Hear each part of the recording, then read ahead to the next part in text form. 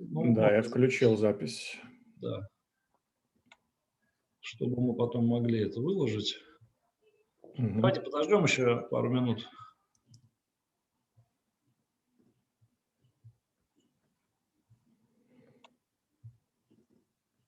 И пока слайды выведу. Да, слайды хорошо видно.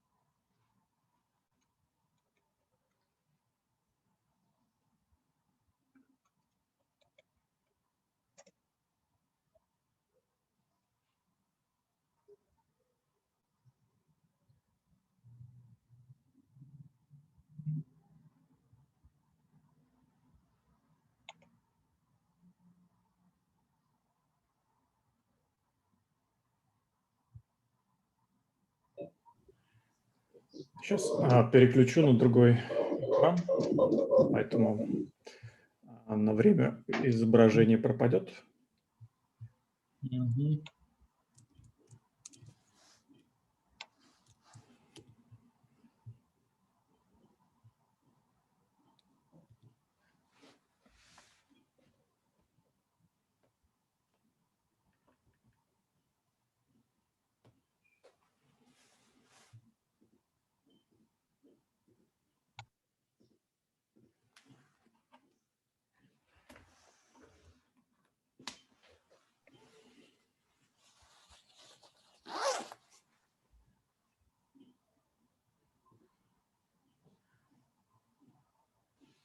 Ну хорошо, коллеги, давайте тогда будем начинать.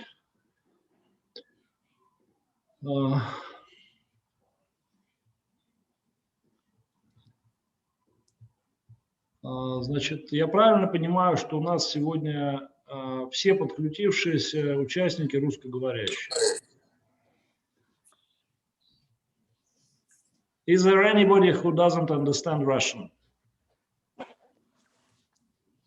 Yes.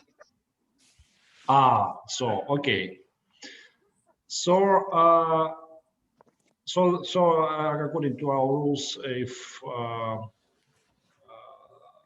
there is at least one listener who doesn't speak Russian, then the lecture goes in English. Slides are always in English. And so let me welcome all of you on the spring semester of our educational program, New Technologies for New Physics. I'm especially glad to see here our beloved participants from the fall semester, with whom we had many interesting discussions of more physical issues, of various physical issues last year. And so, as it was announced a few times, let me repeat it. For those of you who are here for the first time, the spring semester is entirely devoted to modern methods of data analysis, including machine learning, artificial intelligence, and all this modern sexy stuff. And the whole semester is divided into between our two lecturers, Andrei Ustюжанин from High School of Economics, Moscow Engineering, Moscow Institute for Mises, and Professor Nico Serra from the University of Zurich. We planned that the first 4 lectures after today's one, introductory one, will be by Andrei Ustюжанин, and the next 4 by Nico Serra.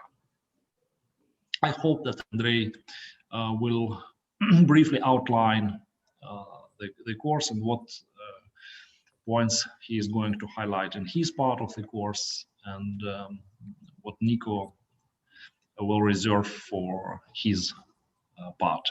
So the course goes according to what we did previous semester, previous year.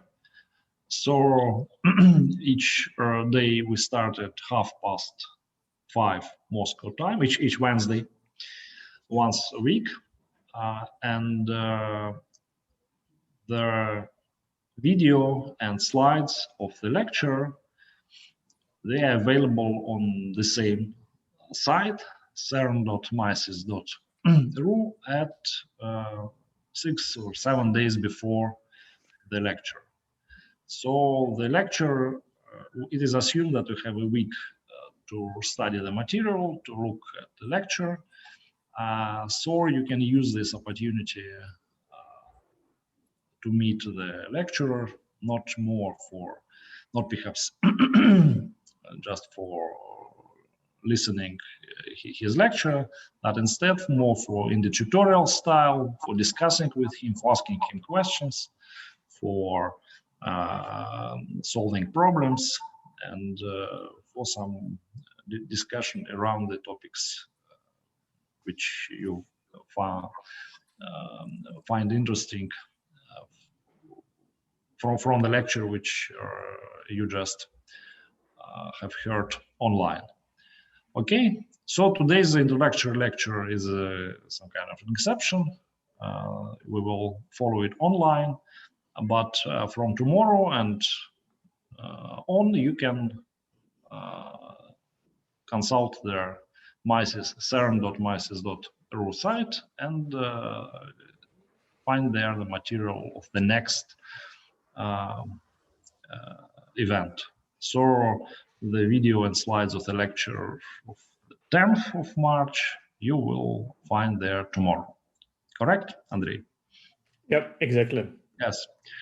Okay, so are there any general questions to me or to Andrei about the course, the structure of the course, organizational issues, especially from those of you who didn't follow their fall semester? Let me also mention that for those of you who would like to consult the material of their fall semester, you can do it on the same site and find there the link, the materials of the fall semester, where you can find all the slides and all the videos of the lectures. Other than general questions, you can use chat and as well. If no, please, Andrei, take a chair, and chair is yours. Yeah, Vladimir, thank you very much for the introduction. It is indeed an introductory part into the some illustrations of the way how machine learning can solve problems from different branches of science, and in particular particle physics or high energy physics. So within the course, we plan to cover some of the techniques that has been developed and applied for solving meaningful problems that I'm going to outline today. And it is not a secret that there has been a remarkable development in the field of machine learning and artificial intelligence for several years already. And this slide just outlines some things you may have heard already in this perspective.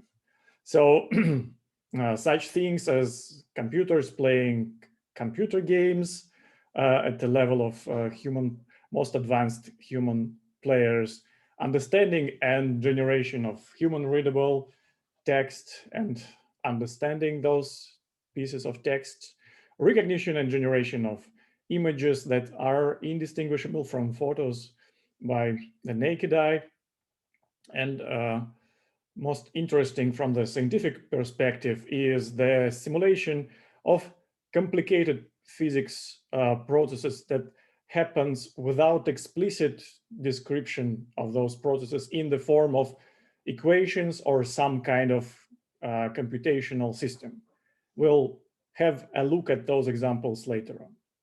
Or it is about controlling a complicated real-time systems. It may include controlling some kind of a production or some kind of computational system. In case of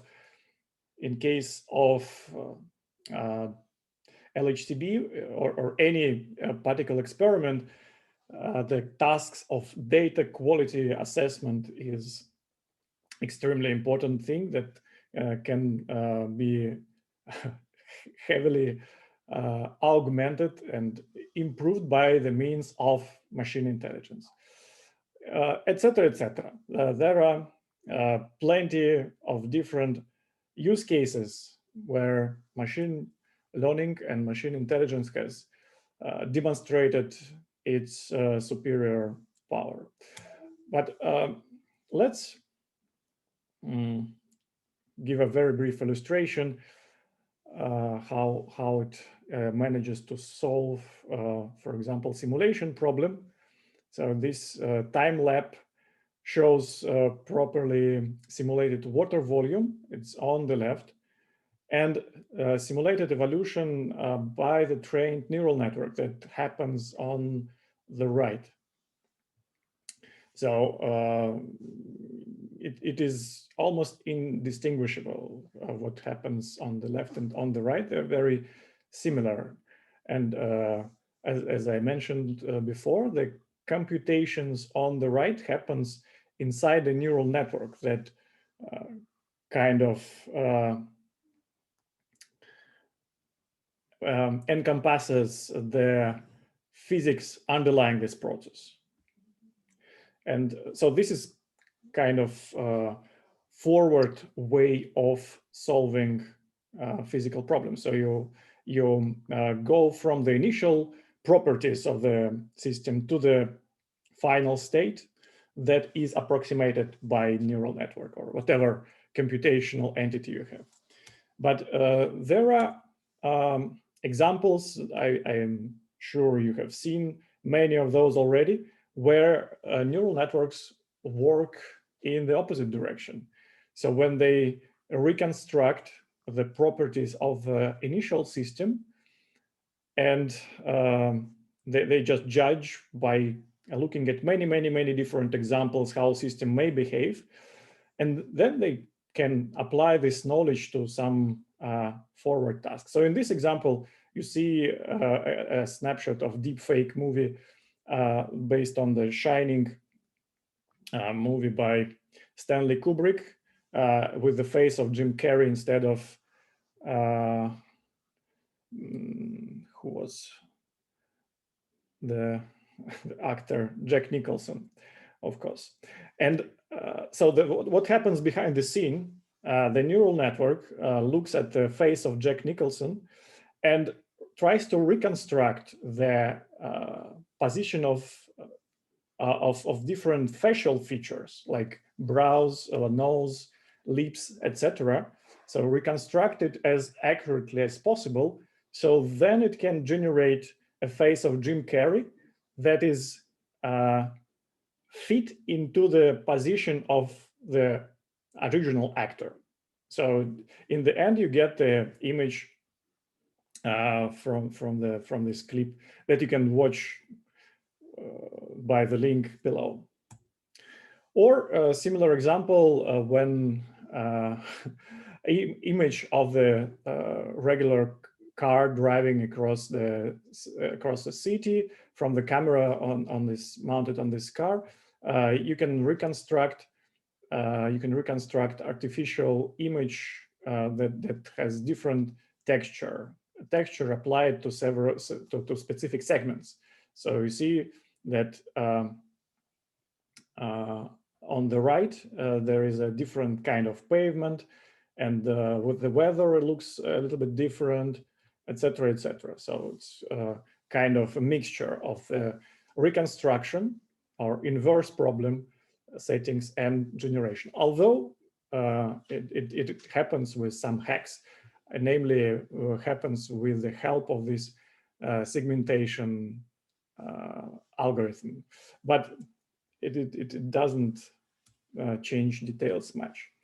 In overall, the artificial intelligence or machine intelligence is something rather difficult to define and to capture. Even there is a theorem by Larry Tesler that says that AI is whatever that hasn't been done yet. So the reason behind this theorem is, if you remember some time ago, before AlphaGo has defeated Lee Sedol, it was considered like a real hard artificial intelligence problem that cannot be solved within maybe 5 or 10 years. But after this victory, it became clear what kind of algorithm can do such kind of things. So provided with enough computational power, every student can design such a thing. So it's obviously like an algorithm. Why do we call it intelligence? So intelligence is where you need to design a new kind of algorithm, and when it is already there, it's just work already done. So it's a kind of a moving target. So let's have a look at different tasks that people usually carry out during the design of an algorithm when they want to prepare a new neural network or new kind of a solution for a specific problem. And since those problems come from particular areas like particle physics, machine learning becomes a bridge between a math and these domains. And usually those application problems and those application examples are referred to like machine intelligence area. And it starts with data collection from experiment or from software simulation. And it definitely requires the expertise of the domain specialist. So I highlighted this by yellow color, those parts of the pipeline that require such expertise. Also, it requires prior choice and formulation of hypotheses that we want to defeat or support somehow. Then it comes to the machine learning field. So the ball comes to the court of machine learning field, and the algorithm family selection is performed by experts in the machine learning field. And looking at the data set, doing some exploratory data analysis, they can suggest if decision trees or some family of neural networks like convolutional or whatever is needed to solve this problem. And then they apply some kind of training techniques, validation techniques that happen prior to validation on the domain, and come up with the algorithm that is trained to solve this problem given the data and the choice of the hypothesis. So the validation happens, and it usually cannot happen without help of domain expert. And the validated solution system goes into production environment. So both a mixture of domain and machine intelligence skills. So you see, it's kind of a very mixed scenario that requires communication of people with different backgrounds. And within this lecture, we'll try to look at some examples.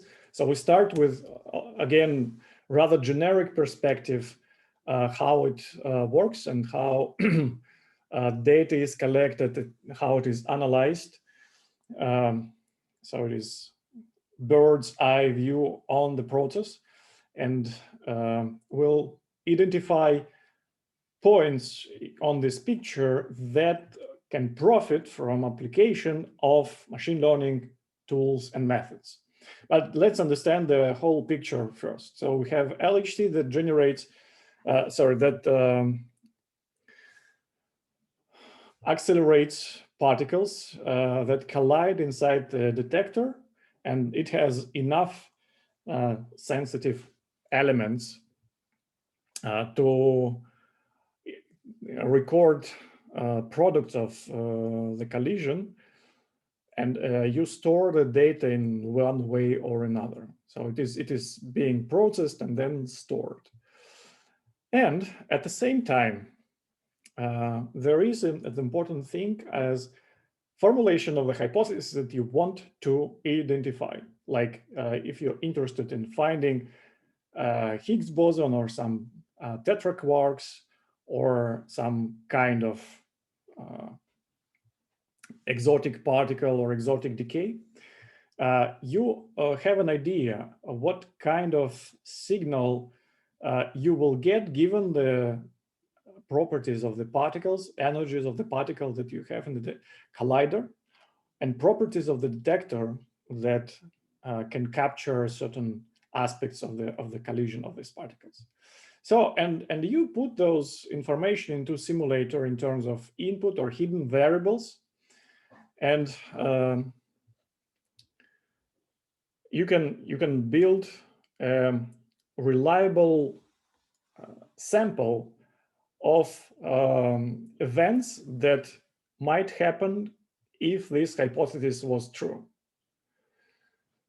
So you have a distribution of ideal particle decays that you are looking for in the data.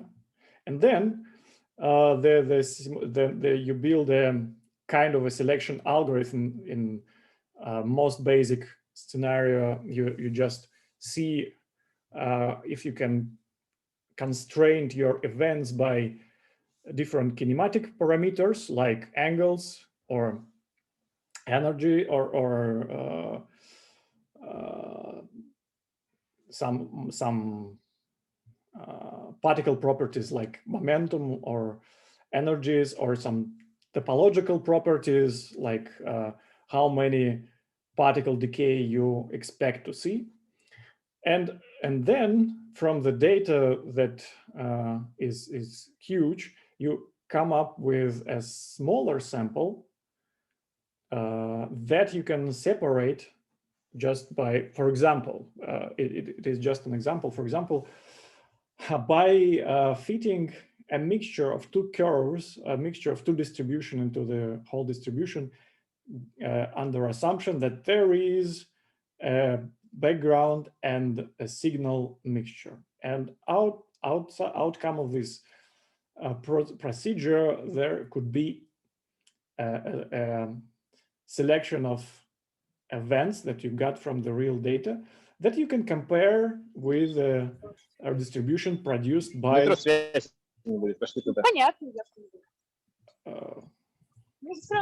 sorry, may I ask to switch off the microphone? Thank you. So if you compare those two distributions, ideal one and real one, you can make some kind of conclusion if you have observed the signal or not. So and you produce a paper based on this observation. So it is very simplistic picture of what happens, but it allows us to identify some places where machine learning techniques and some optimization techniques can become really handy.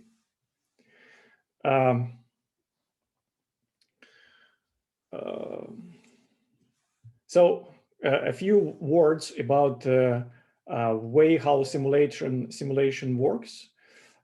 So because it is related to one of the aspects of machine learning. So it is everything that happens under the hood of this middle box. So it starts, if you want to generate an event, you start with a certain properties of the particles that you expect to get.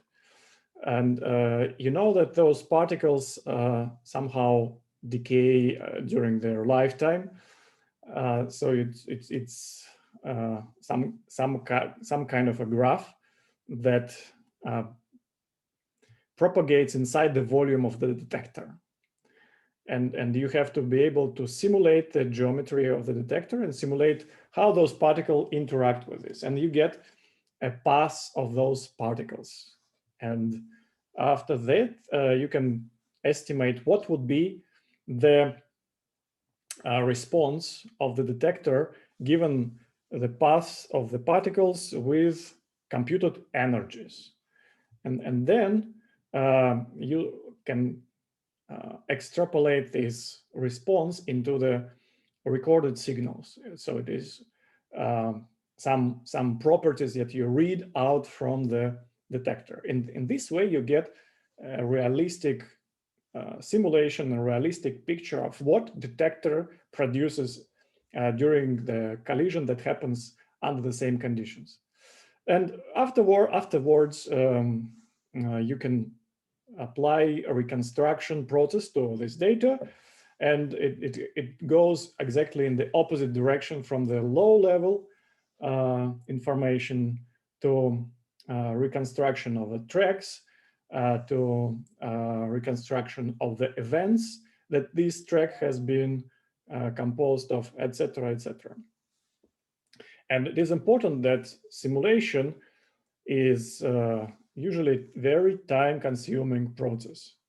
So it can take up to 10 minutes to generate a good event, to generate event. And at the collider, those events happening at the rate of millions per second, or of course you are not interested in all the events that happen there, because most of it is known stuff or look like trash, but good events that may contribute to the physics discovery happen at the rate of thousands per seconds, or tens thousands per seconds.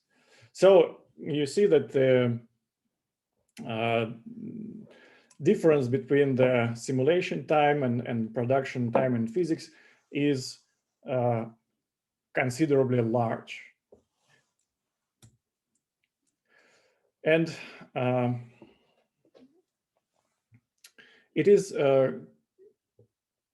clearly the demand for production of the reliable description of the processes happening inside the detector and speed up of the bottlenecks that occur during the simulation process.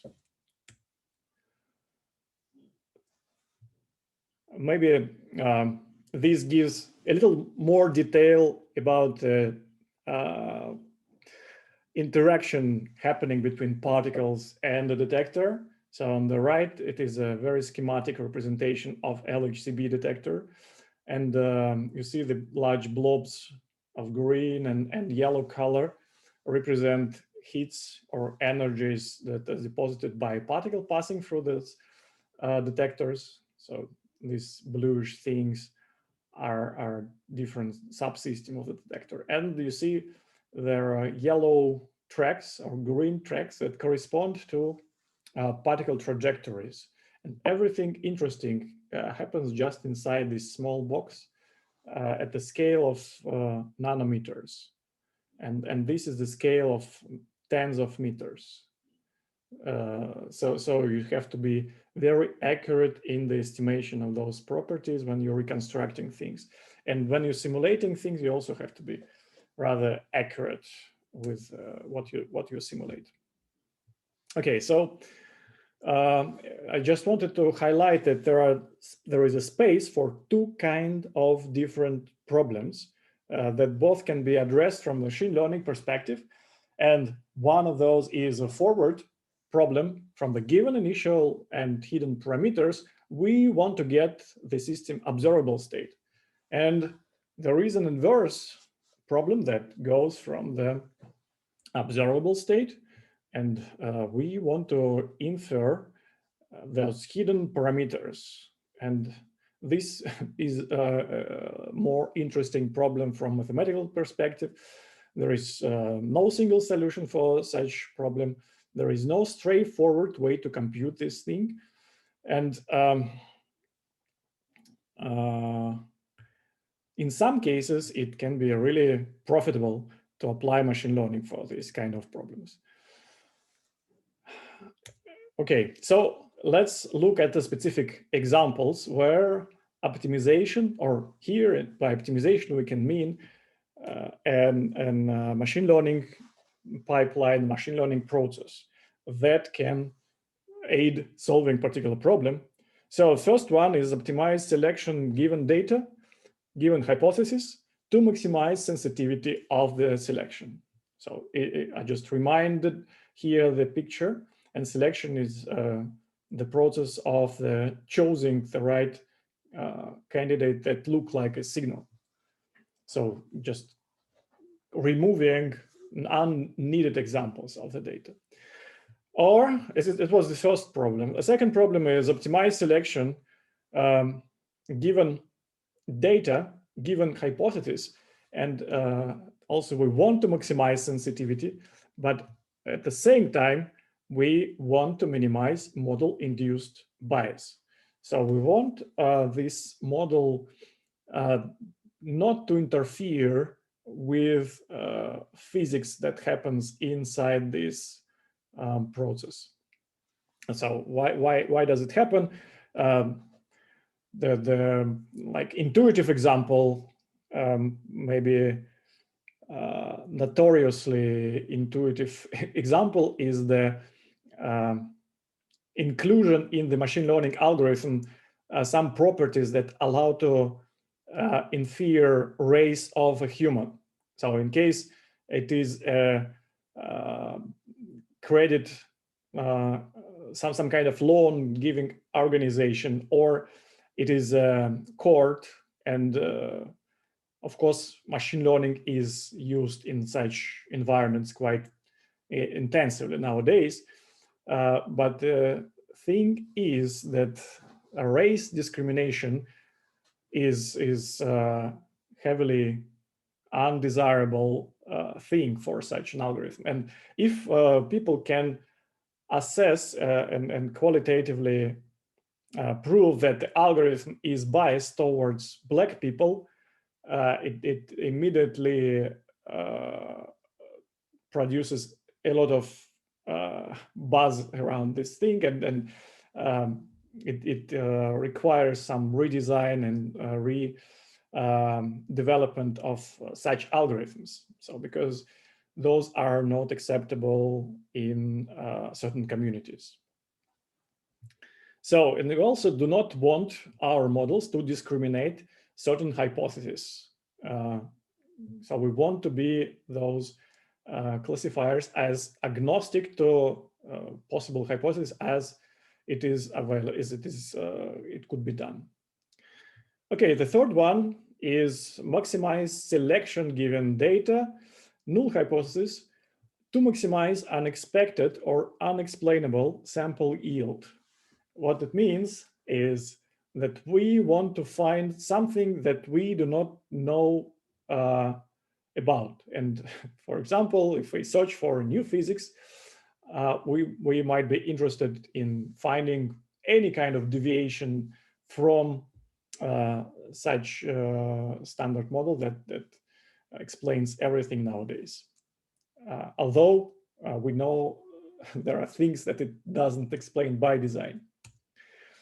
Okay, so second kind of optimization challenges, it is related to simulation. So we might want to optimize simulation parameters, given data, given hypothesis, to minimize the difference between real and simulated samples. So the idea here is that we first want to define what is the difference. If we need to look at individual samples, if we want to look at the samples under certain constraints like energy or momentum, or do we want to look at some downstream properties of the events reconstructed by the subsequent algorithm data processing?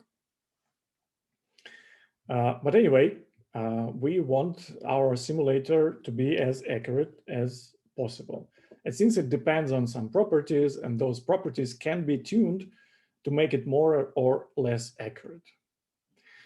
Then we might want to look at the optimization of simulation surrogate given data hypothesis to minimize the difference and speed, well, maximize the speed of generation.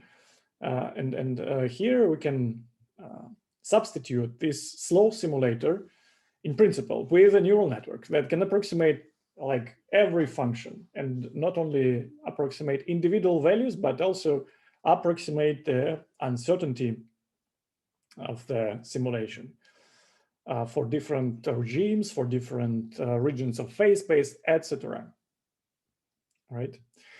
And such surrogate models may allow to speed up simulation, or they also can solve inverse problem when, for example, you want to reconstruct properties of event into the input features. There's something like a hot topic that is being developed nowadays in several groups. So maybe we'll have some time to talk about it during the course, because my lab is also quite heavily involved in this process. So, and as I mentioned, the third point is about making this simulation invertible, so it would allow to run from the observables to the initial parameters. And the third kind of problem is the optimization of the hardware that is involved in building the discovery. So since the discovery relies on the detector, relies on LHC, properties of those machines can affect the physics produced during the data taking. So in case of the upgrade, or in case of the design of a new experiment, the question people ask themselves, if desired physics can be captured by the planned facilities, or do we need to adjust some of the design parameters? Because detector is essentially a very high dimensional object that consists of several sub-detectors, and it runs complicated software for data reconstruction, etc., etc. And the problem is how can we be sure that the properties of this detector and selected point in this phase space correspond to the best possible physics under the constraint of the budget. And interesting thing that answering this question implies ability to solve the challenges 1 and 2 I mentioned on the previous slides, because you cannot answer if you're sure or if you can find physics of certain kind without understanding what kind of reconstruction algorithm would be required to make it happen. Or even a more sophisticated problem that you may ask yourself from the optimization point of view is, can you optimize the set of physics laws that has been generated so far, given the knowledge or information collected so far and the cognitive capabilities of the agent that you want to explain this physics law to. One of the examples that I may refer here includes Stephen Wolfram new kind of science approach, when those guys are trying to reinvent the whole science development, the whole science laws from the point of view of finite automata. So it's kind of thing that lies outside of the scope of this course for sure, but it's kind of an interesting thing to explore. Okay, so to understand why data science, why machine learning, it may worth take a very bridge look at the history of scientific development and understand the limitations of the approaches that has been around for decades or centuries or thousands of years. When it started as an empirical science, when you just observe things happening in front of you and you ask yourself questions about why is it so, and producing some hypothesis that can be defended in the face of public audience, of a public gathering. And then it came to the era of theoretical branch, when people start to express laws in the forms of models and different equations that allow to capture quite a generic and broad areas of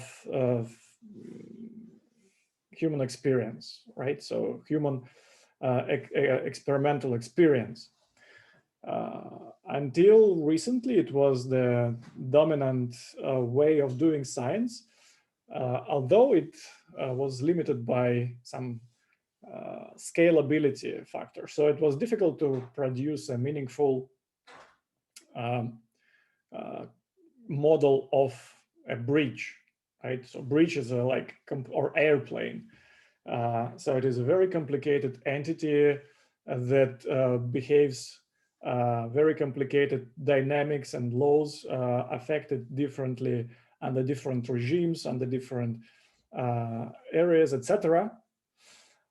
So you had to be able to model everything accurately at one place at one time.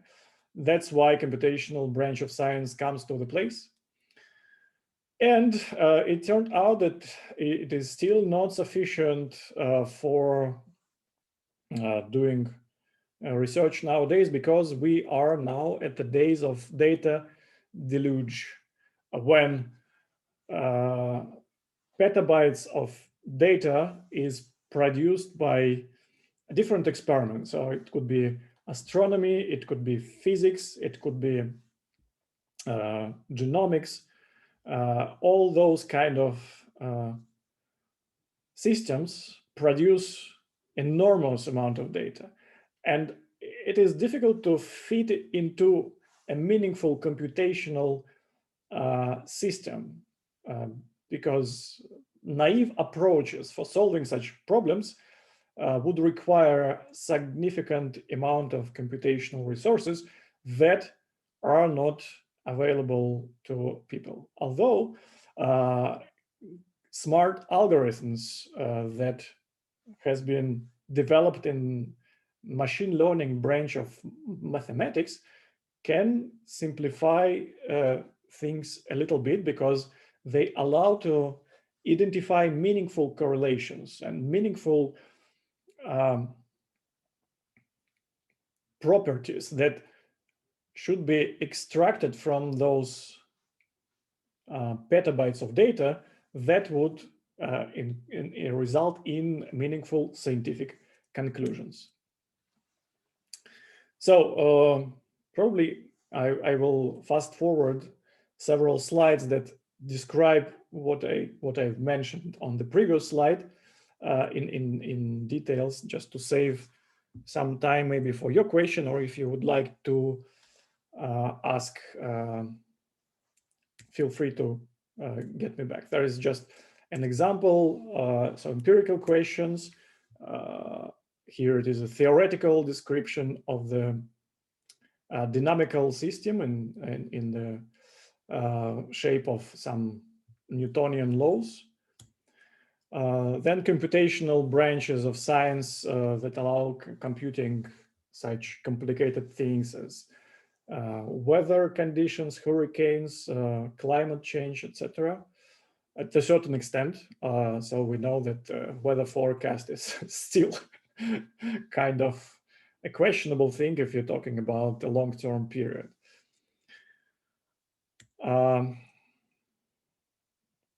And as I mentioned, there are two kind of problems in every kind of branch of, in every kind of way of doing science that you can ask yourself. So if you want to go from initial conditions to the final condition, if you want to predict the weather, or if you want to go from the observables to the initial conditions, like understand what is the root cause of the things happening in front of you.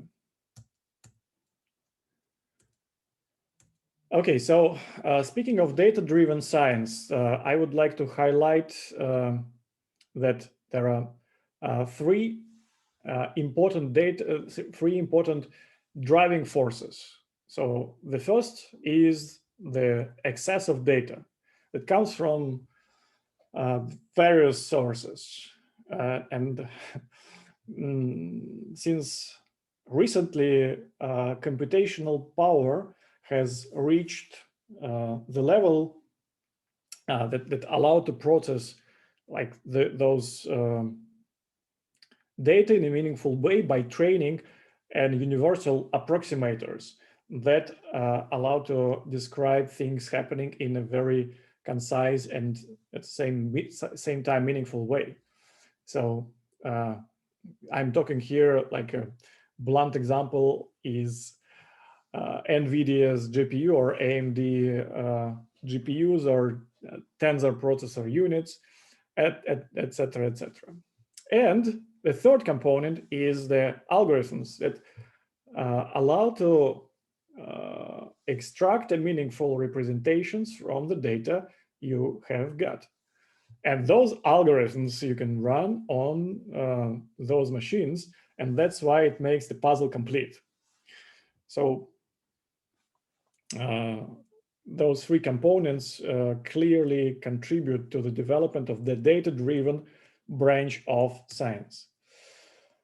A very simplistic example, and I must admit is an artificial one. So if we look at the data sample for particle identification, so we have features that describe a particle like energy and say curvature, the trajectory that the particle has in the detector. So we have those features, and we can talk about the type of the features and distributions, and we have labels that given from the outside by either by some kind of experts or by some kind of simulation or some kind of physical model. And it also can be a Boolean, integer, real, scalar, or vector. And there is a bunch of algorithms that you can throw those points into and ask those algorithms to discriminate between yellow and blue dots. So from mathematical perspective, you're not anymore talking about particles. You're talking about points in some space, and looking at these points by eye, you can intuitively like separate those. And there are plenty of algorithms that can be applied to solve this problem. Like most obvious and naive one would be a linear regression. Like you can draw a line that is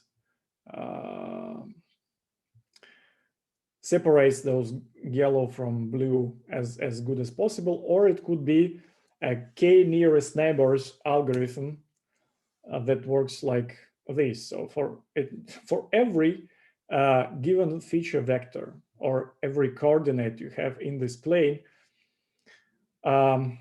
this algorithm looks at k nearest neighbors from the training sample. So if we let me see if I can paint here. All right, if we consider, maybe change the color also.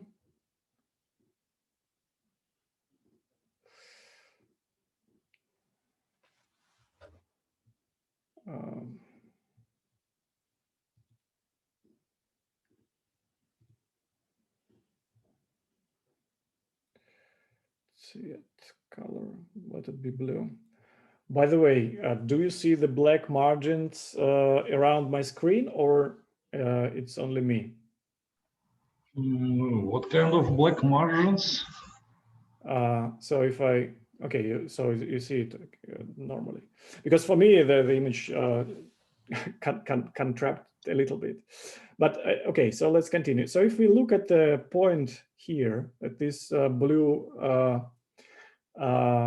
point in space, you can just choose the number k a priori, like you say 10 nearest neighbors, and then you estimate what is the number of electron or muons among those neighbors. So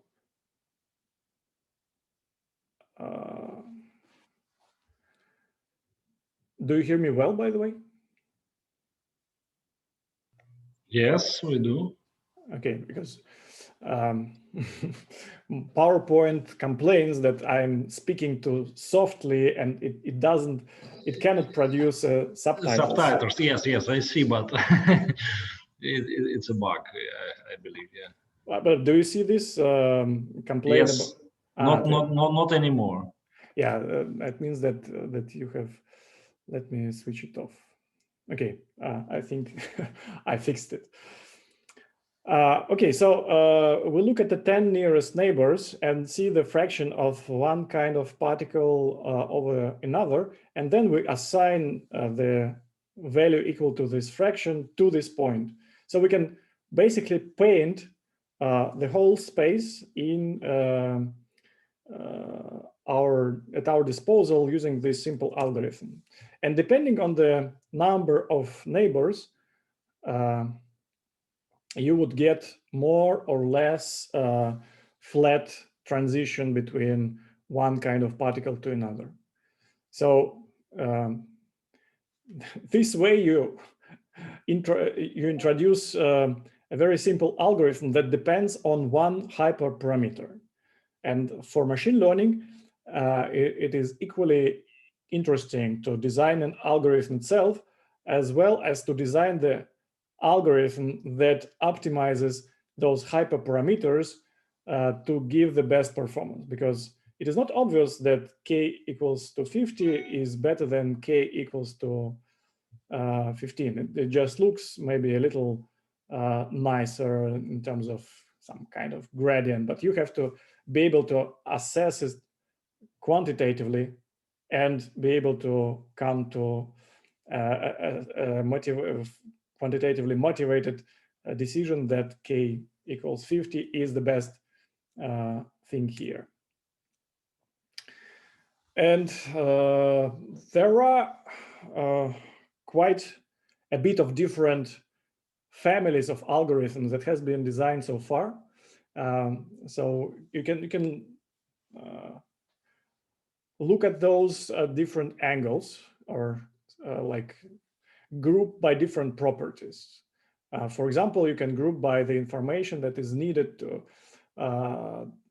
make magic happen. For example, you can start with labels, and in that case, the algorithm is called supervised, like we saw in the previous case. There are algorithms that do not require labels, like clusterization that exploits distance between different objects, and we can say that similar objects are close to each other in some coordinate space. And that's why the logic behind such algorithm makes sense, and those work for some cases. Or it could be a reinforcement learning algorithm when we do not give labels explicitly for those algorithms, but we say, go and see yourself. So we give an environment to the agent and ask the agent to interact with such environment, and then say that outcome of this interaction is the ground truth that agent should rely on. And we also give a task, like a specific quantity that this agent should improve by interacting with the environment, like playing with computer games, or like controlling a production line, or trying to operate an autonomous vehicle. Okay, and another taxonomy type relies on the type of the decision that the algorithm should make. So it could be a classification when you attribute an object to one of the given classes, or it could be a regression when you estimate some kind of a real quantity or vector of quantities from the given features, like estimation of the maybe temperature, or some velocity, or some other observable property that you have in your data. Or it could be a policy search, when policy here means a strategy that you should follow given the condition of the environment. So it's also relies to reinforcement learning, but not necessarily. Or it could be a segmentation problem when you need to select a region belonging to a specific class on the object inside the input data. Like if you want to identify facial features, or some objects on the street for your unmanned vehicle type of problem. Or there is a special kind of problems that allow to reproduce some functional dependencies by learning from the data. One of the example is also face style transform algorithm that generates a meaningful features of a human face given some initial condition like angle of the head or direction of your look and position of your mouth, etc. So those model can reconstruct realistic images, or can construct images of human face or human head under given constraint. In physics, it of course directly applicable for fast simulation problems when you want to replicate behavior of time-consuming simulation program that replicates traces of the particle decay happening inside the detector. So you also can discriminate your algorithm by type of input objects, etc., etc. And when it comes to really complicated algorithms, and when you really have lack of prior information about physical processes happening inside the system, it comes to the really complicated architectures that allow you to mimic behavior of your systems, behavior of the data that you have at hand. I'm talking here about deep learning approach in general and some architectures that has been produced for solving particular task in particular. So here it is a picture of inception net that is used for recognition of images, of certain kind of images, or for images of faces of object of cars, etc., etc. So here is a link to the more detailed description. I would just like to mention that such architectures require all three components I mentioned previously. So it requires a lot of data to become really meaningful. So it should be trained on 100,000 of examples. It requires computational power, because running such training of such beasts is really resource consuming, and some knowledge how to connect those algorithms, those boxes together, so it produces a meaningful result. And such approaches has been applied to a variety of problems. Sorry, this is just a highlight of different libraries and frameworks that has been around in the field of machine intelligence. And I just wanted to mention that math is not the only skill required to make things happen.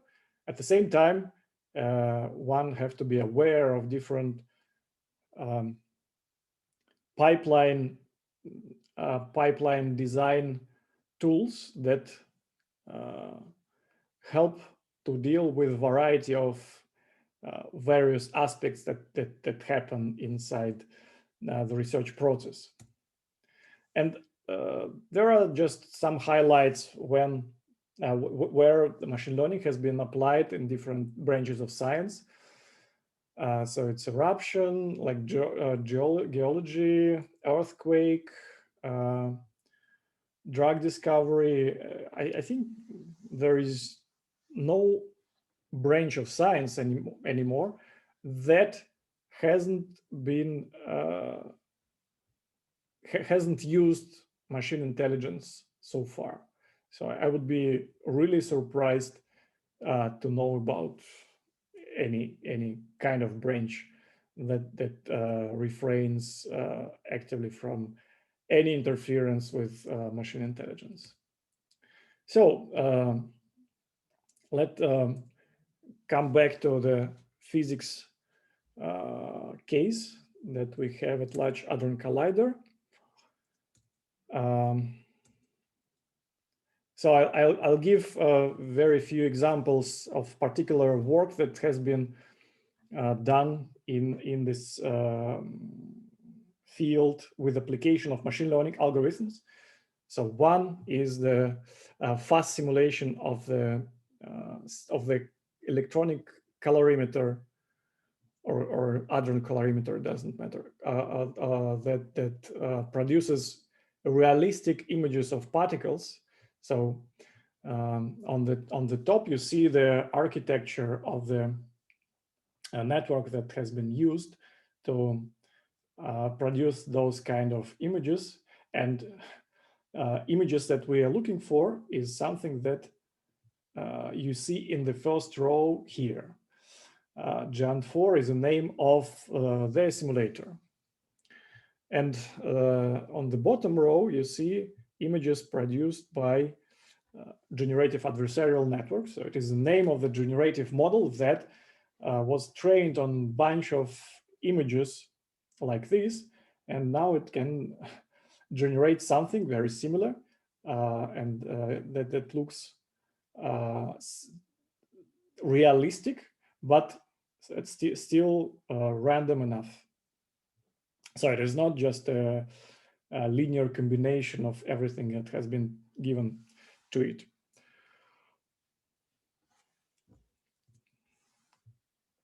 And I would highlight the challenges that has been around and discussed in the community of physicists as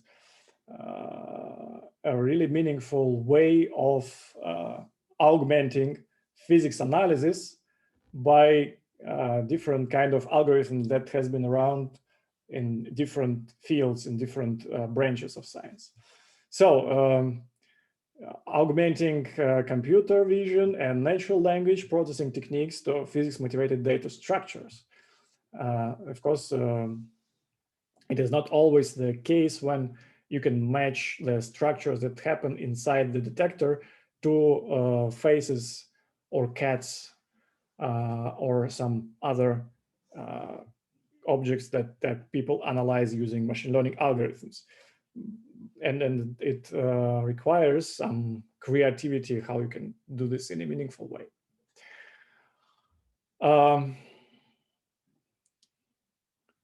Then simulation and combinatorial challenge improvement. Combinatorial challenge is the search for either optimal configuration or search for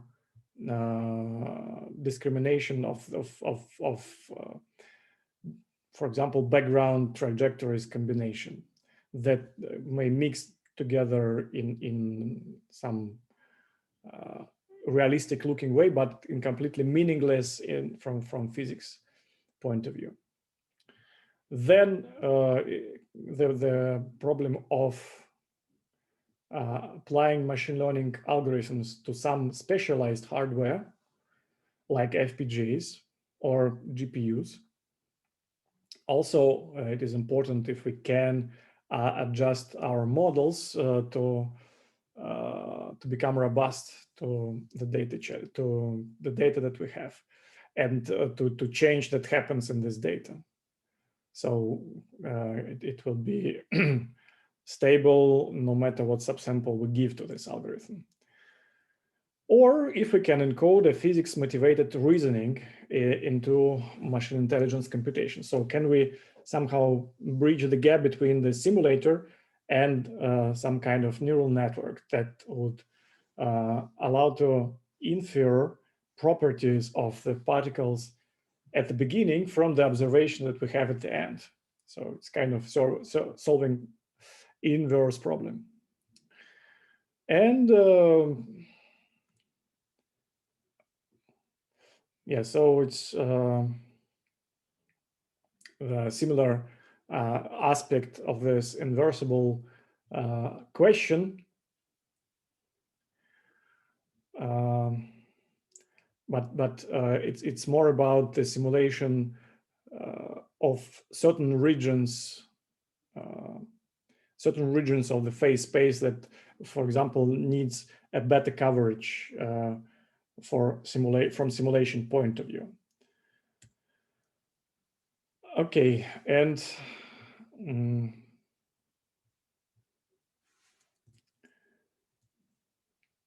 this brings me to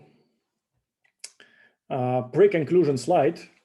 So we've looked at the problems that machine intelligence is capable to solve nowadays, and how it can be applied to different scenarios in the field of particle physics.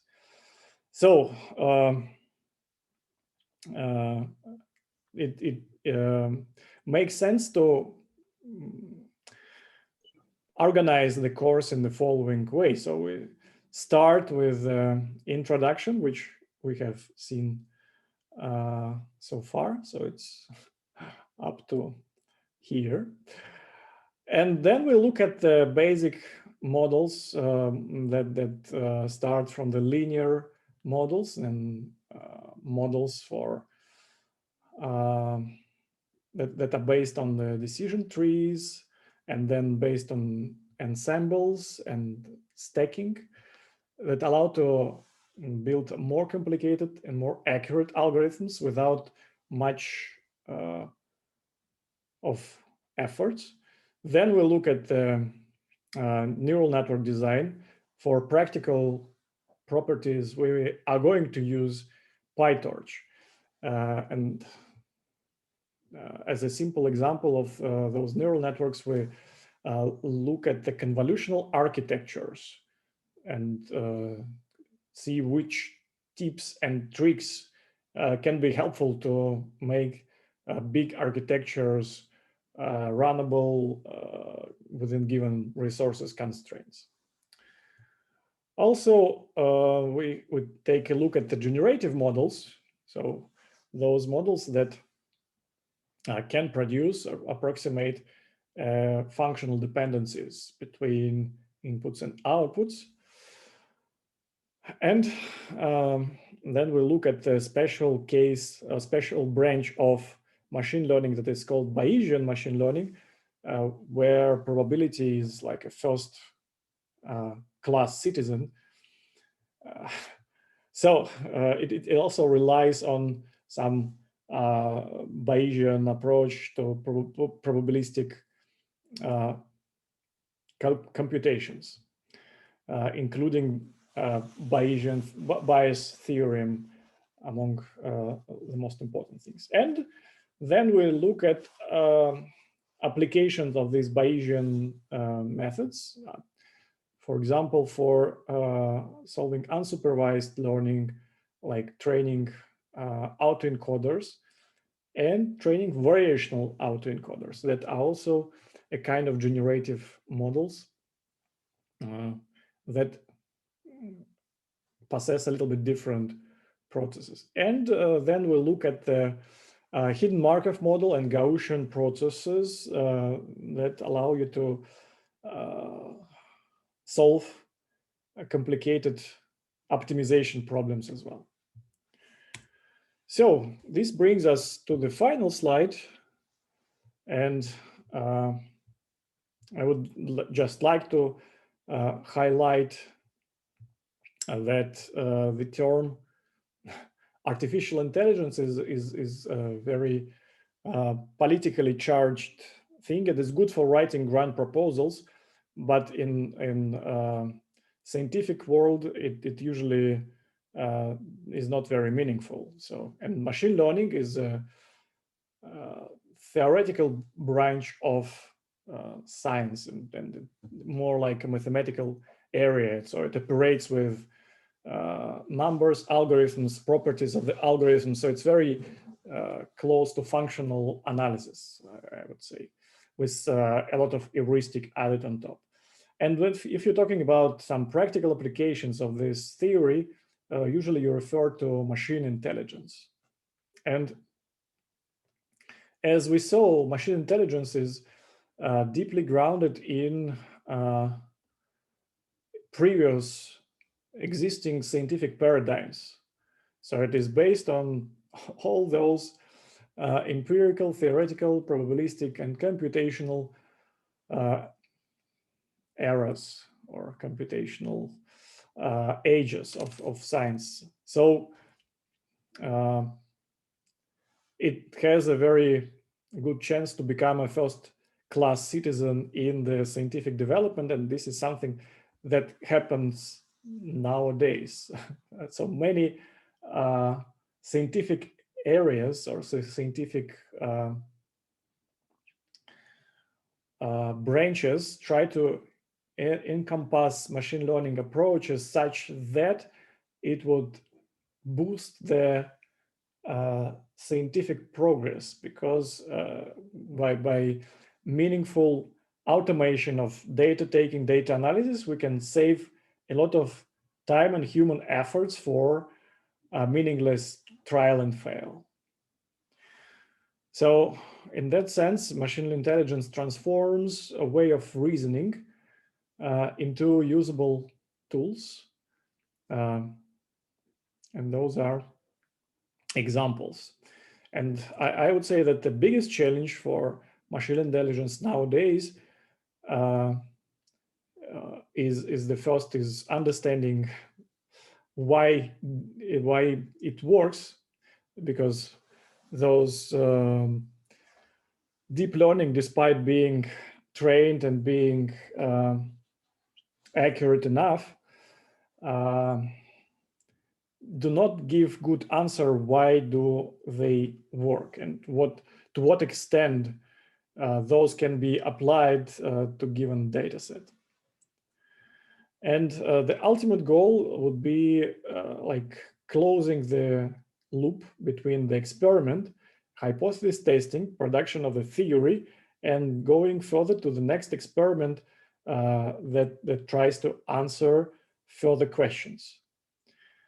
So far, there are many humans in the loop, and it somehow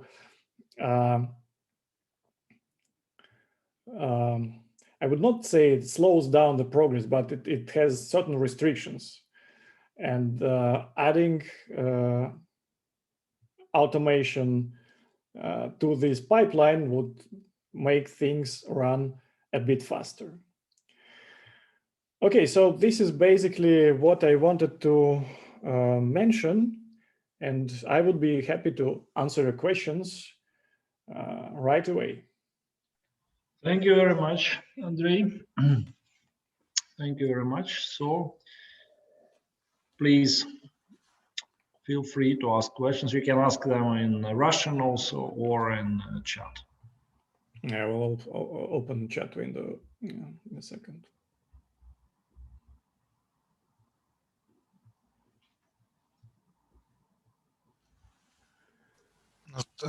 Добрый день. Добрый Вечер. день. Есть такой вопрос. А у нас будут какие-то датасеты, допустим, для практического освоения? Ну, конечно будут. Я могу вам порекомендовать, ну, это просто совпало. Сейчас проходит... Deep Learning School? Нет, олимпиада по анализу данных, в которой используется датасет из одного из физических экспериментов по поиску темной материи. И там задача состоит в распознавании следов, оставленных рассеянием электронов или атомов гелия на кристаллической решетке. То есть задача состоит в том, чтобы восстановить энергию и определить тип частицы, которая оставила этот след. Ты, может быть, в чат эту ссылку поместишь, чтобы Да, давайте помещу. заинтересованные люди могли скопировать. То есть это соревнование, которое началось 1 марта, позавчера, и оно будет длиться до конца марта. Ну, то есть такое вполне себе data science с хорошими данными. Я думаю, что эти данные мы будем использовать, когда, точнее, мы на них посмотрим, когда будем говорить про какие-то convolutional нейросети, потому что в них соединяются две задачи: и определение класса, и восстановление энергии, то есть задача регрессии. Да, спасибо. Ну, это один из датасетов. На самом деле мы для всех тем, которые здесь на слайде показаны, какие-то датасеты на практике, конечно, будем использовать. Спасибо. Еще вопросы?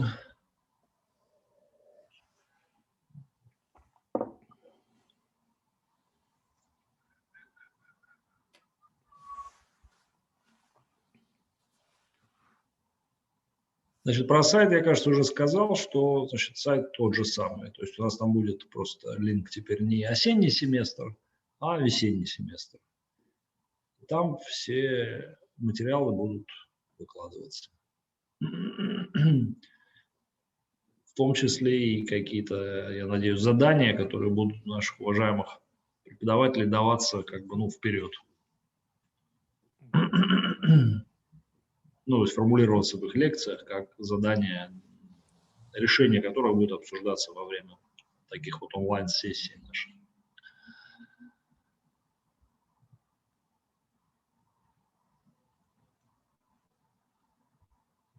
Ну, коллеги, если вопросов больше нет, давайте поблагодарим, так сказать, Андрея за лекцию и, пожалуйста, заходите завтра на сайт, скачивайте или смотрите онлайн-материалы, и до встречи через неделю в 17:30. Спасибо большое. Хорошего вечера. Да, всем спасибо. До свидания.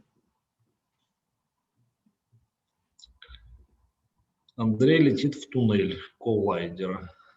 Или вылетает. Или вылетает, да.